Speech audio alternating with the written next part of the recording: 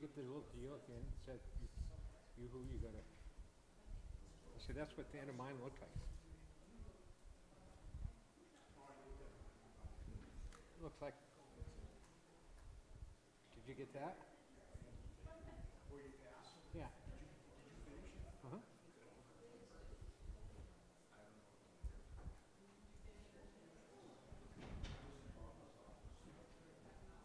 Because they said if you didn't finish it, you're gonna get locked out, and I didn't want to get locked out.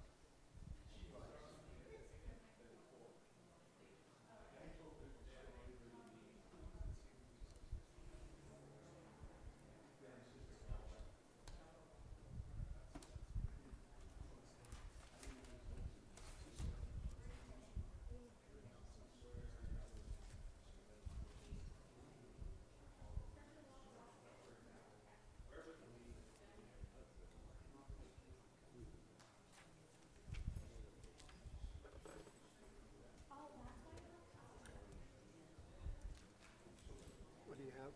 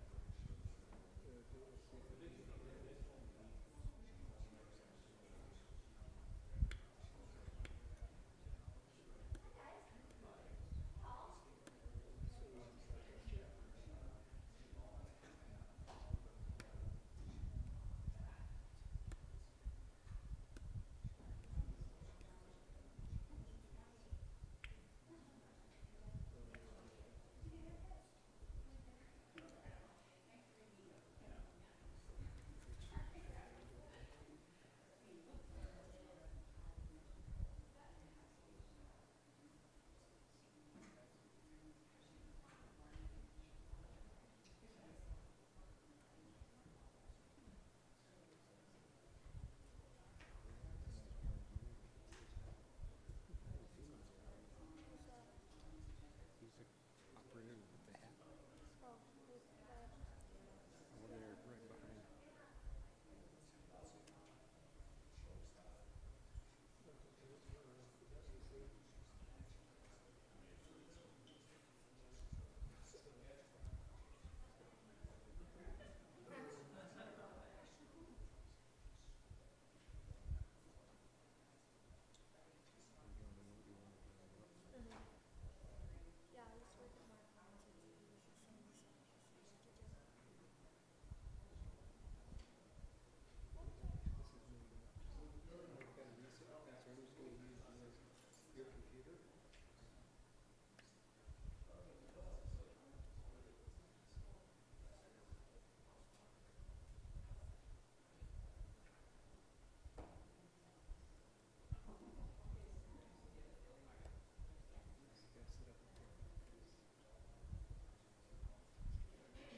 Hey Ed, how's it go? How's it go? You look wore out.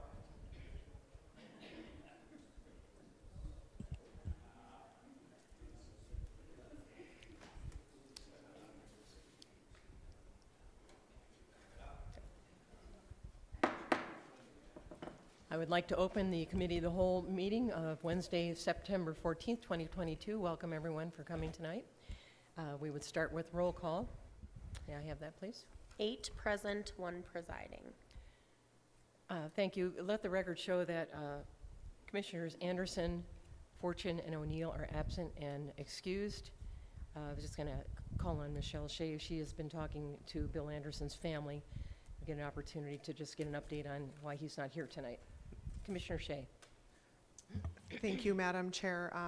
Bill and I have a mutual friend who has been communicating with Bill's family. He had a very serious health issue and had a surgery yesterday, and he is comfortably recovering, although it's going to be a very long road for him. So I would really appreciate it, and his family would appreciate it if we all would keep him in our thoughts and our prayers. Okay, thank you. All right, at this time, Commissioner Sorge would lead us in the prayer and the pledge. Thank you, Madam Chair, fellow commissioners. Almighty God, we implore you, look upon us and guide us this night as we make decisions which will greatly affect our community of Butte-Silver. Direct our thoughts, words, and deeds so that we please you and best serve our fellow citizens. Amen. Amen. I pledge allegiance to the flag of the United States of America and to the republic for which it stands, one nation, under God, indivisible, with liberty and justice for all.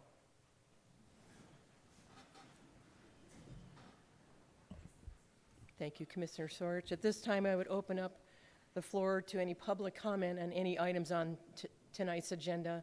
If you want to speak about the public hearing that's coming up, I would appreciate if you just wait for then. There will be a comment period at that time, and we would call for comments on the public hearing having to do with the proposed amendments to Title 13.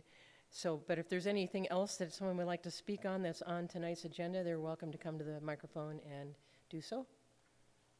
I don't see anybody jumping out of their chair, so, okay. Moving on to the report of the chair, just the only thing I want to say is we were supposed to, I'm involved in this filming as an extra, and we were supposed to have the full day today filming, but it didn't happen because a lot of these folks don't, maybe the Californians might know about wildfires, but they just were trying to be careful, and it was very unhealthy actually for people that, even if they're not compromised. So they did move it up to Friday, but just a little sneak peek that it'll be right out here on Granite Street, and they're filming a town hall scene, and they turned the water company into town hall. So that'll be hopefully on Friday. I think we might have a little respite, I hope. So anyway, that's all I had to report on. That's kind of a neat thing that's happening in Butte. So we're moving into section 1, bid openings, public hearings, and or presentations. We have one public hearing. It's communication number 2022-434. Do we have proof of publication? County Attorney Joyce. Madam Chair, there is proof of publication, and it does appear to be in order. Thank you. So at this time, I would ask for a staff report from Director Neary.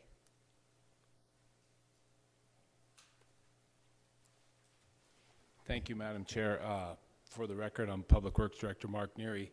And just to kind of give you a rundown how we got to where we're at today is during an EPA inspection in 2018, it was brought to our attention that we needed to hire a pre-treatment coordinator full-time. Things have just kind of changed drastically over the years with what's being put into our treatment plant. So we hired Eric Gonder full-time, I believe it was in 2019, and then he became full-time inspector 8 months ago. We started to look through our ordinance, and we knew we had to amend it. We had a lot of items that were in there. We didn't have any fees attached to it, so that's the whole reason that we did this. And we hired Josh Vincent and Christine Egensberger from Water Environmental Technologies, and then our team, Eric, myself, Bill Andrini, John Osterman, Eileen Joyce, Director Gleason from the Finance and Budget, all got together and kind of went through it. And we did a lot of direct talking with the EPA. Our ordinance, we changed quite a bit of it. We have the red line version, which you guys all, it was attached to this communication. We sent that off to EPA, and they sent it back with their approval. The rates that we put in there, they felt was good with industrial standards across the United States. My concerns as the Public Works Director is for my crew and the plant's safety. Not only at the Metro Treatment Plant, but even the collection system, the maintenance crew, getting in manholes and our pipes and stuff. The plant itself and the collection system itself could be in danger with some of the stuff we have going in it. And then the ratepayers. That's one of my priorities too that I'm worried about with fees and stuff that we have to add chemicals, and that's all in the ratepayers right now. So we got together and we amended the ordinance, and that's what's in front of you tonight. Christina and Josh are going to give a presentation on kind of what we've gone through, and then the whole crew is here. If there's any questions that need to be answered, we're here for those questions. Okay. Thank you, Director Neary. Thank you.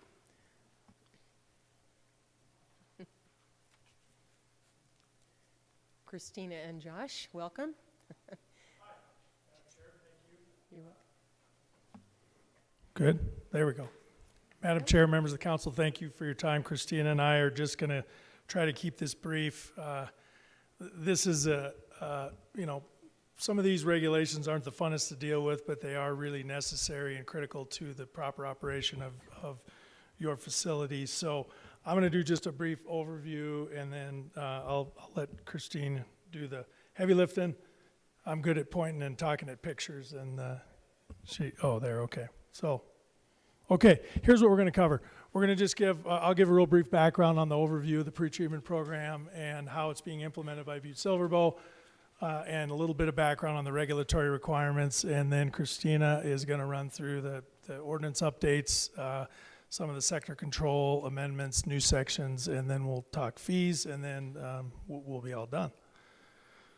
Okay, I'm going to talk at this picture here and try to give you a little background here, okay? So really, the objectives of the pretreatment program. So you kind of see the greenery there in the middle there. That is your POTW, stands for Publicly Owned Treatment Works. I get stuck with acronyms, not explaining them to everybody. But so that's your wastewater treatment plant. And so you have regulation both upstream of your plant and downstream of your plant. Downstream, you've probably heard of discharge permit, the MPDES program, which is implemented by the Department of Environmental Quality. That's the green discharge you see going into the stream, and your receiving stream is Silverbow Creek. And then on the upstream end, that's where the pretreatment program is, and that is actually administered by EPA. The state does not have primacy over that, so Butte deals directly with EPA Region 8 in Denver. And so really the pretreatment program tries to prevent three things. One, it prevents interference of your system by chemicals, any pass-through of contaminants that your treatment plant may not be designed to accommodate, and it protects your sludge disposal. So you can imagine if you get a contaminant or a chemical that your treatment plant doesn't remove, it could end up in your sludge. You could end up with hazardous waste in your sludge. So those are examples of what the reasons for the pretreatment rules. And so, as Mark noted, really it does protect your collection system and your workers. So, you could have things like hydrogen sulfide, which is highly, it's a safety issue with workers. You could have, volatile organic compounds, corrosivity, corrosive water, and pH. So really, this ordinance and program just manages that. And so, that just gives you the picture. And, Butte's program is relatively new. These rules have been around since the late 70s, part of the Clean Water Act. But unless you're a discharge over a certain size, and I think it's 5 million gallons a day, and you actually have an industrial user, either by category or by a specific type of business, then you don't have to have a program. So Butte started their program in maybe a little bit less than 10 years ago, and so we've been helping Butte-Silver with that program over the past 8 or 9 years, and now with some growth and some new industries coming on, it's sort of raised this up. And as Mark said, the EPA, they did an audit. They audit your program about every 3 years, and in the last audit, they identified the need for some of these sector control programs that Christine's going to talk about. So that's sort of the background, and I'll let her go through the specifics. So thank you. Christina? Hi, how's it going? Thank you, Cindy and commissioners. Okay. Oh, right here. Okay. So there's kind of, as what Josh was talking about, there's several important points to pretreatment. One, the main one, is that it's a requirement by EPA. And if Butte does not implement a program, EPA comes down on Butte as well as industrial users in the city county. So, and what EPA likes to say is it's much more beneficial for all the users to deal with Butte-Silver than for EPA to come in and users have to deal with EPA. So what the pretreatment program does, it protects all the associated infrastructure of the publicly owned treatment work. So that is all the associated piping, force mains, the plant, the workers, every single manhole that is connected It also protects pass-through and interference of contaminants to the plant and to Silverbow Creek. Pre-treatment regulations shift costs of non-domestic treatment back to non-domestic users rather than to all of the ratepayers of Butte-Silver County. Butte-Silver wants to see continued growth and wants to see additional users come into the city-county, so they just need to set up regulatory requirements so that more industry can come in. As I said, pretreatment is required. Just want to really knock that one home. It's required by EPA. There's several, Butte-Silver is introducing some sector control programs with these ordinance updates. One is for fats, oils, and grease, and one is for trucked and hauled waste, and then also industrial pretreatment is a subsector. So these are just the new sections that are part of the ordinance updates.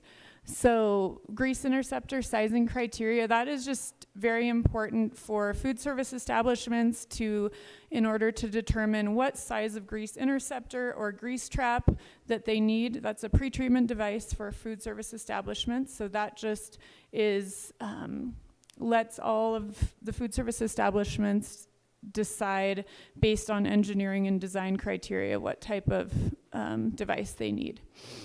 The hauled waste definition just streamlines our trucked and hauled waste program and places a definitive definition as to what hauled waste is. And then we have sector control programs, which sector control program deals with a certain type of waste, whether it's fats, oils, and grease, trucked and hauled waste. Later on, there could be other sectors such as breweries or other types of contaminants that Butte-Silver or the pretreatment program deem need to be regulated. Compliance and enforcement just allows Butte-Silver to place compliance programs onto certain users or industries, and then enforcement allows Butte-Silver to use the power that our ordinance allows them, that their ordinance allows them. Program cost recovery allows Butte-Silver to recover costs associated with maintaining and implementing the program. So these are the section amendments. So these were already in the ordinance, and these are just being amended from what was already in place. So the additional commercial and industrial fees for high loading and high flow, there was already a table in the municipal code with all of the different contaminants and levels for surcharge and enforcement. The only thing that was missing was the actual fee. So what is going through is the actual fee for these contaminants. And then fees for trucked and hauled waste, same thing. Butte-Silver is just putting a fee next to what was missing in the ordinance. And then billing and notification of water service charges and fees and termination of service, same thing.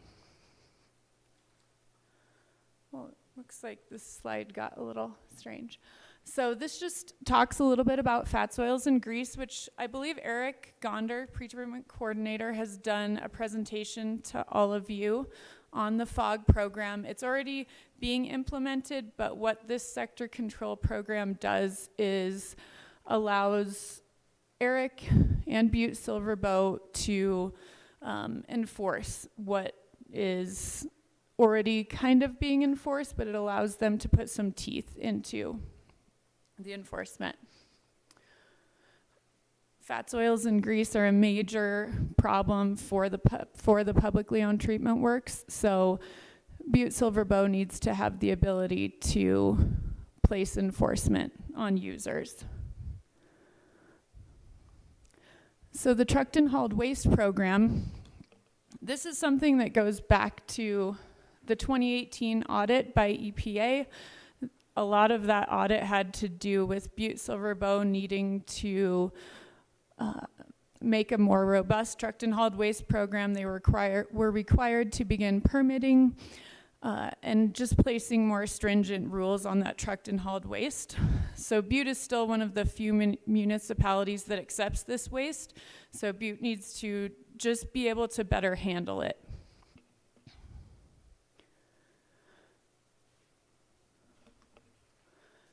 So this slide just tells a little bit about the program fees and enforcement for FOG. All users are going to be required to install a pretreatment device, which is a grease trap or an interceptor. Garbage grinders and disposal units will need to be removed, but there will be a 6-month grace period for businesses to do that. The pretreatment device must be maintained with written records and photographs. So grease traps need to be maintained on a weekly basis, whereas interceptors, it's 90 days, unless they can show that it doesn't need to be as frequent. And then FOG signage and employee training are required, which is already being implemented, but this is just putting a little bit more regulatory ability onto Butte-Silver Bow. Then there are some enforcement, so there's verbal, written response, and then depending on if there is a recurring offense, there may be a compliance order or administrative fines. And then here are the trucked and hauled waste compliance fees and enforcement. So the permit fee is $200 for 2 years. The price per gallon to discharge is going up from 2 cents to 5 cents per gallon.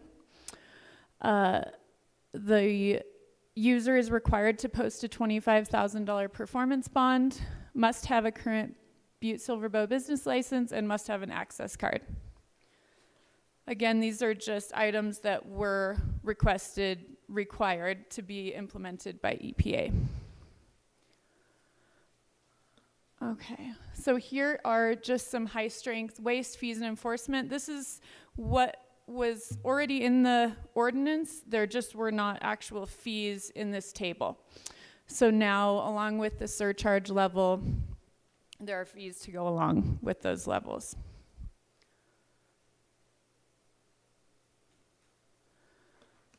Okay, so just to summarize, these updates are required to be put into place by EPA. It's a national program, federally mandated. There are multiple permitted IUs, industrial users, in Butte-Silver Bow, and Butte-Silver Bow wants to continue to attract more users. So just making a more robust regulatory framework is going to help keep the plants safe and keep the industrial users safe. Better management of trucked and hauled waste and fats, oils, and grease. As we said, continued growth will require management of all of these industrial users. And very importantly, there's a $30 million plant that was just put into place in 2015, and the enforcement of these regulatory requirements makes that plant last longer, and so that the citizens of Butte-Silver Bow County do not need to pay another $30 million plant. And lastly, these regulatory requirements help protect discharge to Silver Bow Creek. So, with that, we can take questions, and there's Eric and Mark and Bill and John for questions too. Thank you very much. Any questions from council members? Commissioner Shea, and then Commissioner Frederickson. Thank you, Madam Chair. Thank you guys for the super informative presentation. Can you just let me know what the difference is between an industrial user and a non-domestic user? Are they the same thing? Josh?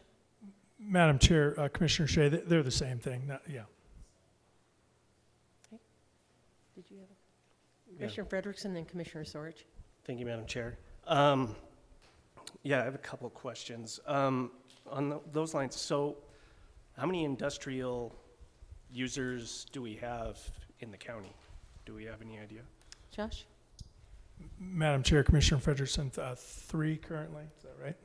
Yeah. Commissioner Frederickson? Yeah, and then just to follow up on a couple clarifications. So would like an RV dump station, is that considered trucked and hauled? Or is it, okay, I Christina? guess I'll let you answer first. Tag team it. Right now, they all pretty much go, all of that comes to the plant Okay, too. and then follow up on Follow up. where do, Frederickson. sorry, thank you, Madam Chair. Where do car washes fall in this line, or is that regulated at all? Christina? Sorry, Madam Shaw. Car washes would be part of that. They would be their own sector control program. So just how like breweries could be a sector, car washes would be another sector. And that's what implementing sector control programs does, is allow Butte to say, we now want to regulate this sector. Okay. So. Great, thank you. Commissioner Sorge? Thank you, Madam Chair. Thank you, Josh, and thank you, Christina. On page 9 on fog compliant fees and enforcement, one of the bulleted points was fog signage and employee training are required. Okay, I would think that employee training required is probably a key component. Okay, is training readily available, or is there going to be training, or where would they get training?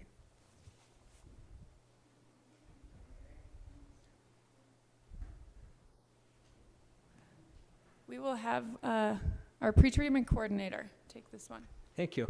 Hi.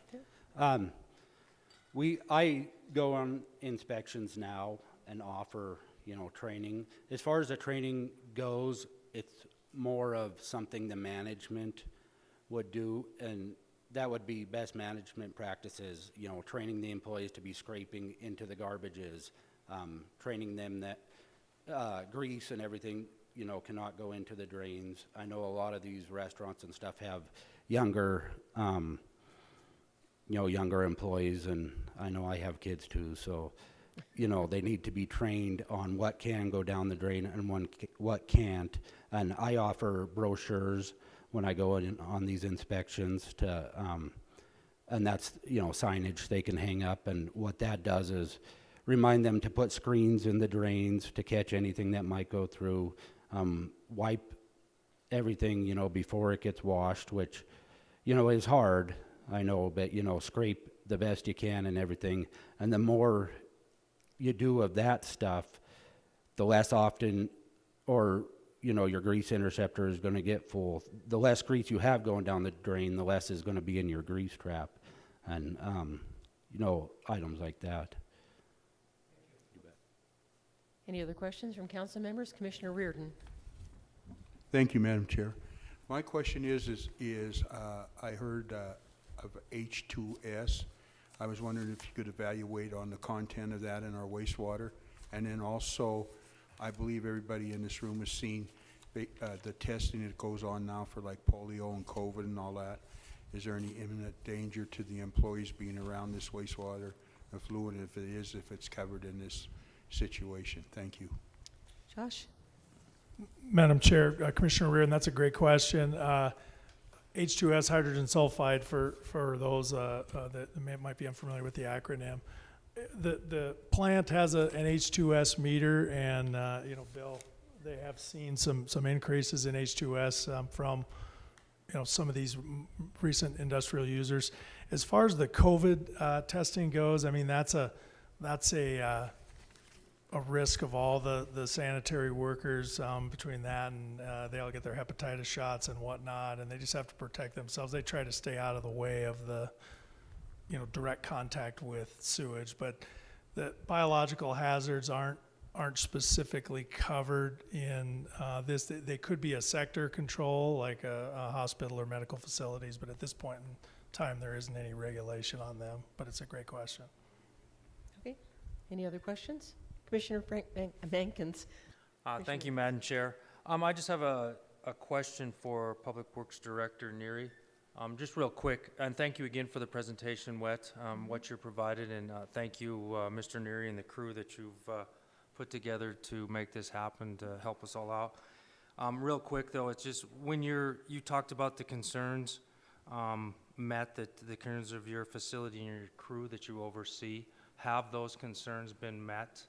Do you have any other concerns moving forward with this to help out the treatment facility? Director Neary. Thank you, Madam Chair. Commissioner Mankins, our maintenance crews and the crew at the plant are all aware of what's going on. Like Josh mentioned, they do have alarms and stuff at the plant to where they've had to clear buildings, with them going off. Justin Thatcher's crew are all trained too. They don't, they check the air in a manhole before they go in it. But with some of the high strength that the industrial users could be putting in there, could be deadly to them if they weren't. But we are training. And one thing to comment on what Eric Gonder was talking about too is, I think for the last 2 or 3 years we've had flyers going out in the water bills with trying to teach people how to kind of protect the system. And I think y'all remember that picture of the pipe. That was grease in a sewer pipe. And the other picture was garbage disposal. So instead of wiping it off into the garbage, they shoot it off into the garbage disposal, and we're getting it out of the sewer on Alaska Street. So that's the stuff that we're trying to work through, but we will have a lot more educational pieces as we move down the line. Eric has done a good job of going around to these businesses, trying to give them, a heads up on what's coming down the line. Follow up, Commissioner Mankins. Thank you. Just to follow up, thank you, Eric and Mark and everybody else that's involved with this moving forward. I think it's just great to see that we're trying to be proactive at this time to help out our citizens and, our drinking water. So thank you again. Appreciate it. Okay. Commissioner Callahan. Thank you, Madam Chair. I don't know, Mark, if you want to answer this one or one of the guys. I was just curious, about a year ago, I think we had talked about implementing the grinder and disposal thing for commercial businesses so they couldn't use it. I was just curious on how successful that is, or how people are cooperating, if we're having good luck with this or not. Director Neary. Madam Chair, Commissioner Callahan, this is why we have to amend the ordinance. All we could do is recommend. We show them what's going on. We show them the pictures. Eric has a photo album that isn't very attractive, but that's all we tried to do because we didn't have the ordinance amended, and that's what we're here for tonight. Okay, because I was just curious, I run into the crews multiple times out there cleaning out some of the lift stations and stuff. And Yep. like they said, it's a weekly problem, and Right. some of these abusers just don't care. They just continue to do the same thing over and over. So I was curious on if we were gaining progress there or not. Hopefully we are. We're hoping to gain. Okay, thank you. Any further questions? All right, at this time, I'd like to open the public hearing. And we'll begin with call for proponents. First call for proponents for the amendments as presented to us this evening. Second call for proponents. Third and final call for proponents, an opportunity to make a comment. Seeing none, I will go on to opponents. First call for opponents. Anyone would like to speak in opposition of the project? Second call for opponents. Would you please come up to the microphone and give us your name and address for the record? Your name and address for the record, please. You can turn that little button on there. Right on the bottom. Oh, there you go. Can you hear me? Sorry. Yes. Your name and address for the record. My name is Jen O'Brien. I am president and co-founder at Montana Craft Malt, one of the 3 significant industrial users in the county. Address of our facility is 50 Sod Farm Road. It's Butte 59750 out in the industrial park. And this is Gunnar Brecky. He's our plant manager. He's been with us on the construction team for a year or 2, and then as plant manager for the last year and a half. Okay. Thank you for the time here tonight. And, I think we're considered opponents here. I think that's a strong word. We see the value of the work that you guys do and the value of the facility, and we happen to be one of the users who pushes water into that, and so we're trying to figure out how to work together in the best way. So I would like to we respect the decisions being made here and the rationale for them. We want to give you the perspective of a business who is impacted by this on the other side of this program.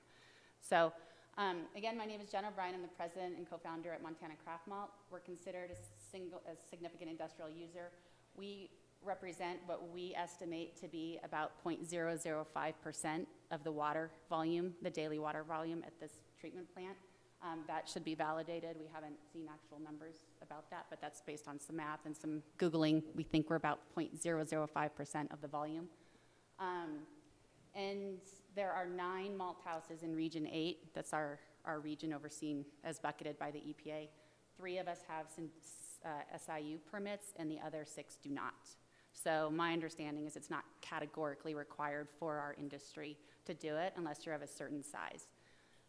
And then all municipals are different, so there's caveats and discretion of the local municipal. But I'm just the lay of the land.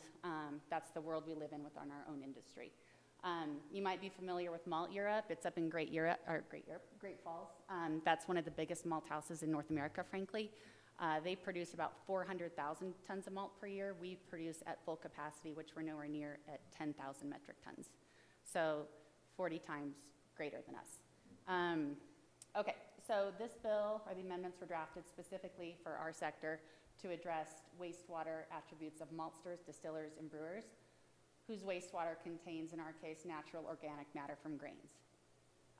We have some comments to make, but the punchline is that we are conceptually very much in favor of the pretreatment fees done the right way, as we don't believe it is the community's or the taxpayers' responsibilities to remedy our water, such that if it causes harm to the treatment plant, they shouldn't have to take care of that. We understand that's on us, and we take that responsibility very seriously. We are a proud member of the Butte community. Related to half the city and the county here, it's very important to us. We stay in good graces here, and that we employ people and add a good tax base back to the community. Montana Craft, we would, however, like additional consideration on the criteria, structure, and timeline for the fees noted in this bill, as they seem somewhat misaligned at this particular point in time. Again, we agree with, in theory, with the framework of the fees, but there's, and I think what Christina was saying is pretreatment is a requirement. We believe that, we understand that, we do a ton of reading about it, but there are many different ways to slice that. There's a lot of different layers and a lot of different categories and a lot of different ways to roll up into pretreatment based on the user itself, the municipal, and other industries in the community. So anyway, so a little background. Well, I think what we're trying to get at is compliance and business impact need to be considered together within reason and with the community as a whole in mind, and thinking for the long game. A little background here, Montana Craft Malt was under construction from 2018 to 2020, beginning operations right at the onset of COVID in February 2020. So we've technically been in operations for about 2.5 years. The first year, admittedly, very light because our marketplace was shuttered. So we spent that time learning and commissioning our facility. And now we're scaling up into capacity. I think we're probably at, what, like 60% now? 60%. And that's been a pretty fast climb considering other malt houses in our industry with a similar goal. So during construction in 2018, we met with a team at the Water Treatment Center. There were some different faces on board, but we ultimately netted out with 2 things. We would ultimately need wastewater pretreatment measures. That was clear. Secondly, we should sample as we get up to capacity and determine baseline data points that will then inform longer-term treatment measures for our facility. Basically, if we design a full-bore treatment system now, it's going to break or we're going to outgrow it in a couple years. We're moving target because we're not at capacity yet. And we're learning more about our facility and our water every day, every week. So our understanding is that, these fees are put in place to cover the cost of treating water as it's harmful or causes problem, but it's also a little bit of a nudge to say, hey, you're going to pay these fees until you get your full own water treatment system in place. So that's our understanding. So our process, like I said, includes grain and water. We soak the grain in water for about 48 hours. We call it steeping. Grain meaning mostly barley and some wheat. And then we drain the water, push it into the wastewater, into our wastewater tank, and then at some point it goes into the muni system. And then we remove the grain from it as much as we can. And that's actually something we'll talk about in a second. Our discharge water again contains organic matter from grain rinse. Basically, it's called BOD, COD, TSS, and a couple other naturally occurring attributes. TSS is basically solids from the grain. So when we drain, we try to send the grain one way and the water the other, but inevitably some of the grain gets mixed, stays in there if it's too fine in our screens, and we call that TSS, or total suspended solids. It's basically just like grain remnants, and sometimes you can't even see it with your eye. Anyways, we currently just discharge close to 24,000 gallons of water every day. The threshold for industrial permit, as we've learned, is 3 things. Either you're a categorical requirement by the EPA, which we are not as a malt house. You have over 20,000 gallons discharge of wastewater on a daily average, so we just peaked on that and we checked that box now. Or the third one is you're more than 5% of the volume of the local treatment plant. And again, that's what we read as the EPA's requirements, and the municipals can tailor things and weigh in on their own as it relates to their own water treatment system. So, okay, so us being what we calculate needs to be validated at 0.005%, we're literally a drop in the bucket at the treatment center. So we had an instance in May where some of our grain slipped through the screens. We were using frankly, kind of a crappy kind of grain that we don't like to use in the future, but it's not our favorite. A lot of it slipped through, and it caused a pretty good buildup at the lift station. We recognized it immediately, addressed it immediately, and we're in touch with the crew, and then put some interim measures in place to prevent that from happening in the short term. And then we've also put down some good money for some infrastructure that should remedy that longer term, that should be installed arrive October, be installed November-ish this year. We're dealing with supply chain stuff right now, so those are the timelines that have been communicated to us, but there's no guarantee on that. In the meantime, we have some other measures that with hardware, but also cleaning measures we're doing so that won't back up the lift station. The risk there is that if it backs up the lift station, is that grain going to come into is it going to pass that and come into the treatment center here, which we don't want to happen, even if our water volume is not that great. So at that time, again, we remedied it and offered to pay for removal of solids and whatnot, and if it ever happens again, I think Gunnar made that clear, we'll participate in the remedy for that. There is a narrative perpetuating that we've done nothing for 4 years, and this has to stop because it's simply untrue. We have to date spent thousands of dollars on sampling, engineering fees, concept designs, and some prelim infrastructure measures and equipment to start going down the path of longer-term compliance. There is a lot of focus and energy on our team put against this. We talk to other malt houses all the time. We talk to water engineers from here and there all the time.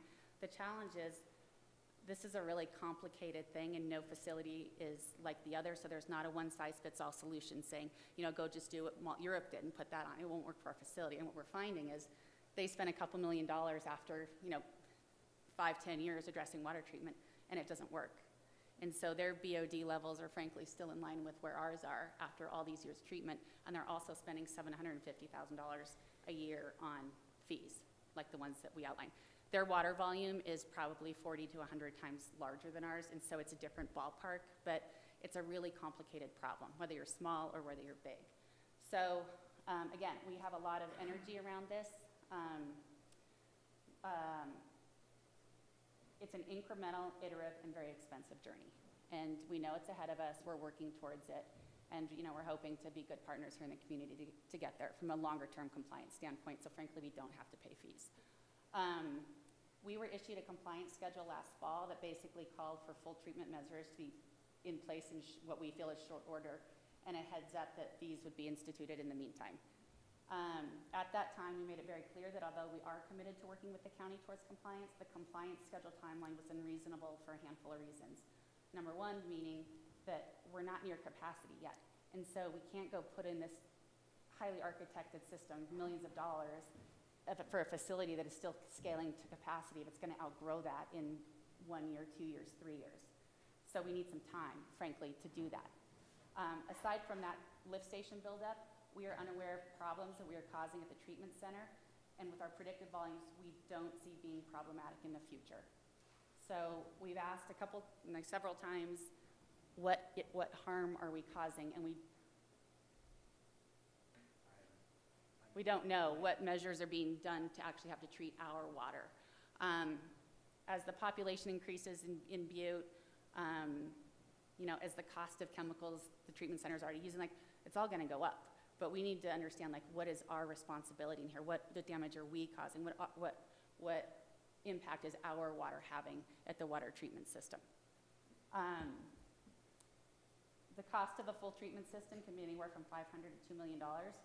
Frankly, we need ample time to raise money for that.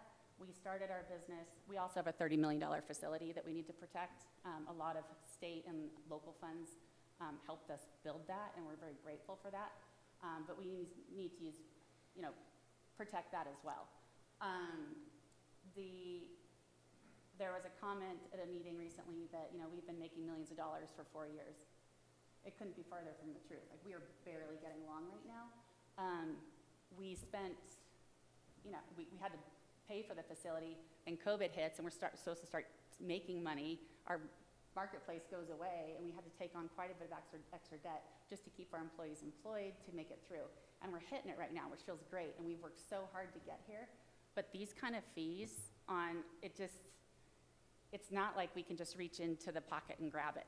And so and I'll get to this in a little bit, if we are not causing direct harm at the water treatment center now, and with our volume being so low and not actually probably getting that much higher, we're gonna do some work at our facility. These fees are just gonna hamstring us. It's gonna be a drain on our working capital to prevent us from getting from the longer term solutions. In the bill, there's also a lot of language that addresses spot fines and fees. You know, if you cause a problem, you have to have a truck, you know, this and that. We'll totally pay for all that. We are not interested in causing problems for the water treatment facility, but these fees feel like an extra revenue stream on top of that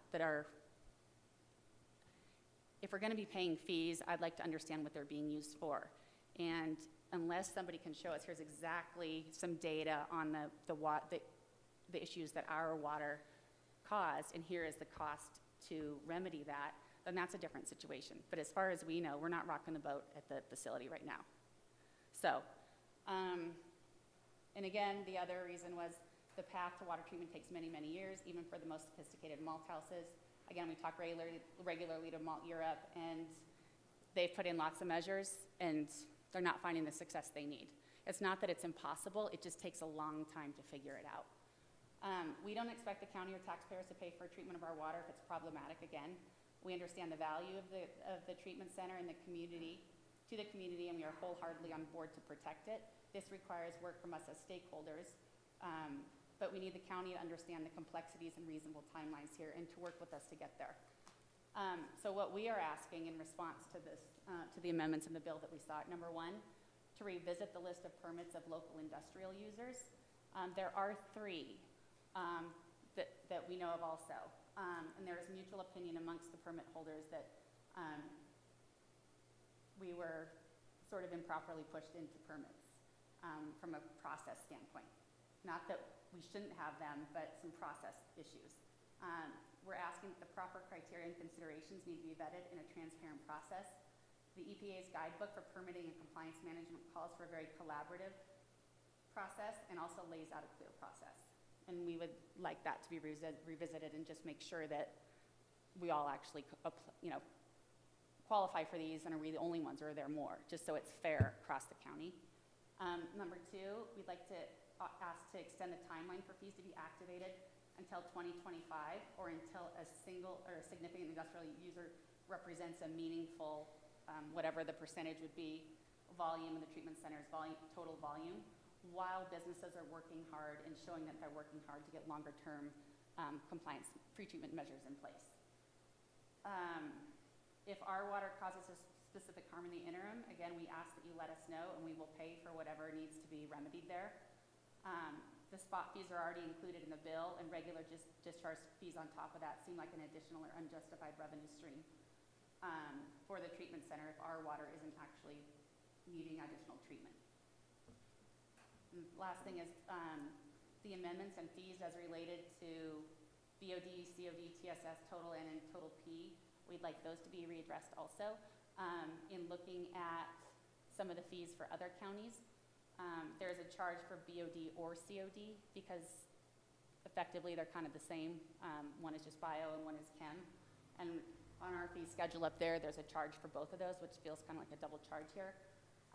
There's also fees for concentration load and total water volume, which also feels like a double charge.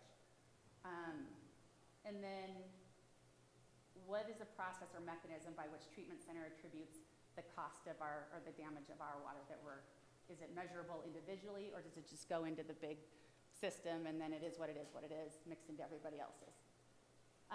So basically, while we support in theory fees and the framework of fees and their intention, it seems like it's premature and rushed based on where we are in this county with the permits that are currently in place.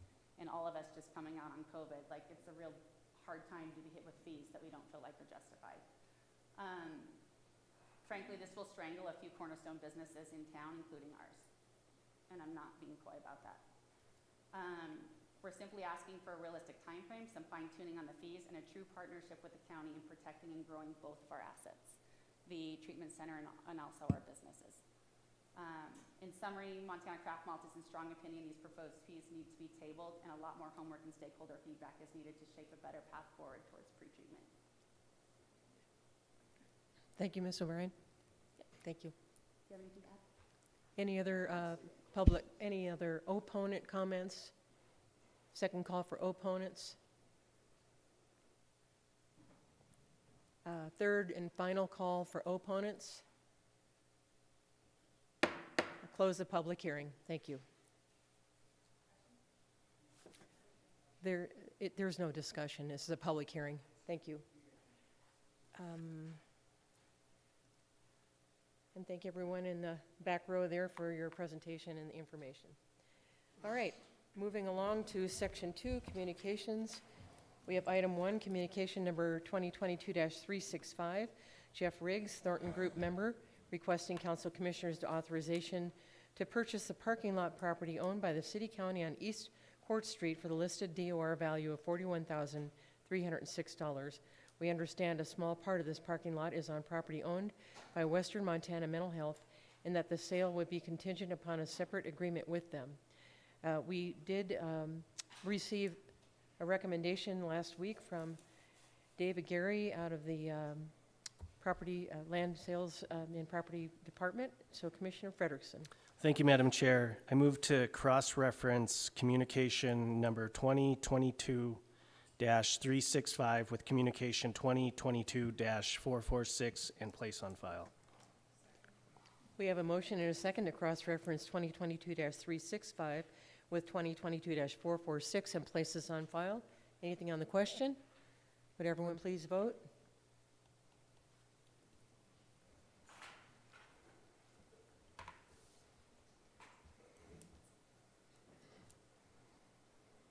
Would anyone care to change their vote? Would the clerk please record the vote? 8 yea, 1 nay. 8 yea, 1 nay, motion passes. Item 2 is communication number 2022-387. John Sullivan, Government Buildings Manager, requesting Council Commissioners authorization to allow the request for proposals be opened at the Council's regular meeting on August 17th, 2022 regarding the Mother Lode Theater Fire Suppression System. As you recall, we did have a special meeting held on August 29th where the bids were opened, and I believe at this time we can place this on file.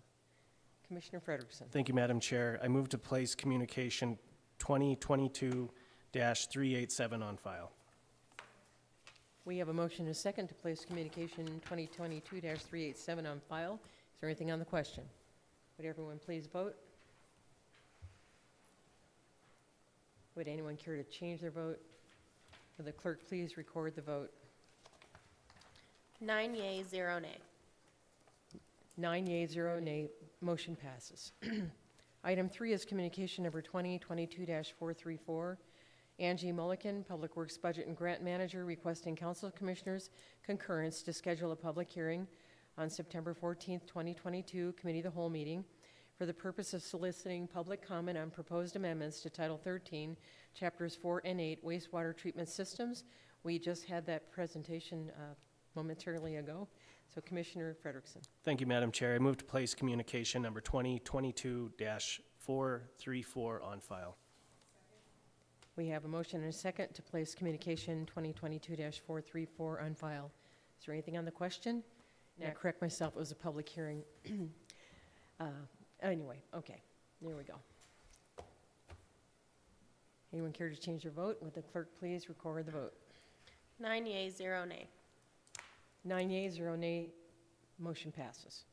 Item 4, communication number 2022-444, James Dolan, 315 West 4th Street, Anaconda, Montana, requesting council commissioners to address the general decline in the condition of the parking structure located on West Park Street. The municipal parking structure on West Park Street needs some serious attention before someone becomes sick and or injured by the physical conditions that appear to be currently unabated and or tolerated there. I asked our Chief Executive Gallagher to give us an update on that. Thank you. Thank you, Madam Chair, Commissioners. As I stated last week, we have had meetings with government buildings, parking, community enrichment, public works, and parks. Currently, we have addressed some of the issues that are in the parking garage. The Parks Department has gone through and used the power washer. It is a high-pressure steam wash to take care of a lot of the issues that we needed to clean up in there, including the stairwells that's currently being done. We're looking at a security plan of what we're going to do moving forward. We're seeing different scenarios that we can do that, and so we're coming up with a plan to do that, but it's currently in the works. We are meeting on this, and we should have something to report back to the commissioners here within the next few weeks. Thank you. Any questions on this communication? Should we continue to hold in abeyance, or shall we place this on file and wait for a response? No? Yeah. Commissioner Reardon. I'd like to make a motion to hold it in abeyance. No doubt we're going to have to talk about it again once we get together and all that. So if anybody doesn't have any objections, I think that might be the way to go, then readdress it again. Is that in the form of a motion? That is in form of the motion, yes. You don't need a motion to hold We have a it. motion and a second. To hold this in the committee of the whole. Commissioner Frederickson on the question? Thank you, Madam Chair. We don't need a motion to hold this, do we? County Attorney Joyce?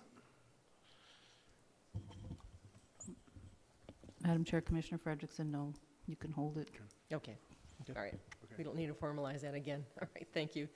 Withdraw your motion and second. We'll just continue to hold this in a committee of the whole. All right. So at this point, we have an opportunity for any public comment on any public matter not on the agenda. I don't see anybody out there jumping up and down, so anything else to come before us? Just remember Bill in your prayers. Yep, he struggled for a while, and it looks like he's coming out of some of that, but I think he's got a little bit of a long road to hoe. So I would entertain a motion to adjourn. Motion to adjourn. We have a motion and a second to adjourn. All in favor, say aye. Aye. Opposed? Thank you, everyone.